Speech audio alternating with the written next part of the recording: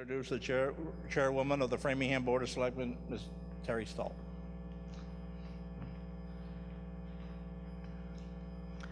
Good morning, everyone.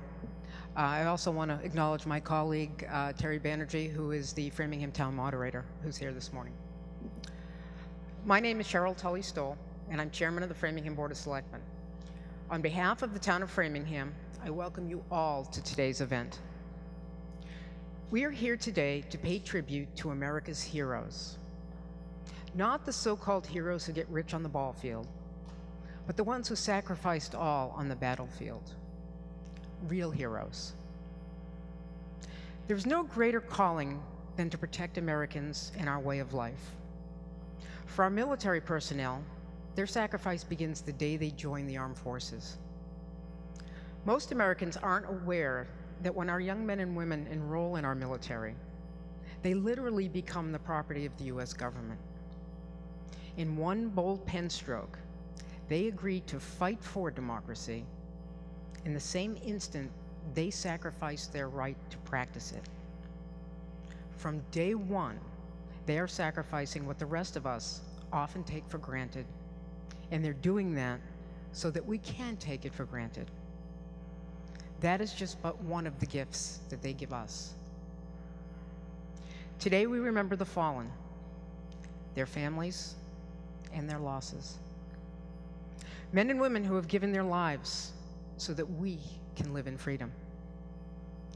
Families who have been left with an excruciating sense of loss so that we can live lives of our own choosing. While we officially remember the fallen today, we also need to think about the forgotten. The people who did make it home alive, but left a large piece of their soul on the battlefield.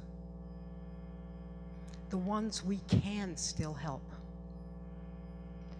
Those whose courage and courageous service put them through more than the human spirit could endure. Some of the people even had the bravery while deployed, despite the risks of shame and stigma in that environment, to admit that they needed help. How was this bravery rewarded for many of them? They were given Prozac and sent back out into the field to further compound their trauma and jeopardize the safety of those that they were serving with. Is it any wonder that these men and women are now having problems?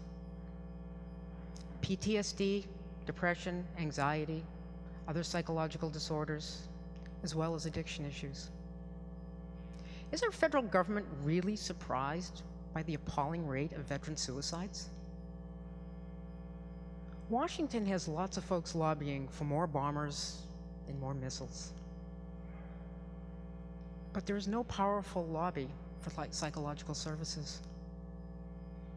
And compounding the problem is Big Pharma, who has lots of folks on their payroll whose job it is to keep the medications our veterans and their families need financially out of reach for many of them.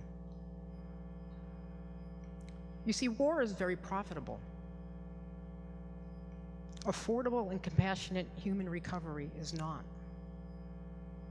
And people who have sacrificed their lives, that's a cost that can't even be estimated.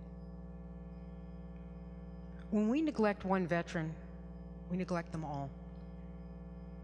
And we neglect the ideals they sacrificed for. Every time an American veteran commits suicide, there's one more thread torn in the American flag. Will we wait until our national symbol is in complete tatters before we, as Americans, do something? This is not how heroes should be treated. Today we stand just a few miles from the former Cushing Hospital, a once renowned military hospital that had over 1,800 beds. Just imagine if our country would make the same commitment and put the same kinds of resources into the recovery of men and women today that we did after World War II. How much better off we would all be.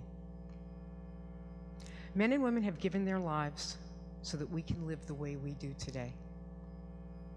Families have been devastated so that we can live the way we do today. People have been broken physically and mentally so that we can live the way we do today. We all need to step up and be heard so that those men and women and families can also live like we do today. Thank you.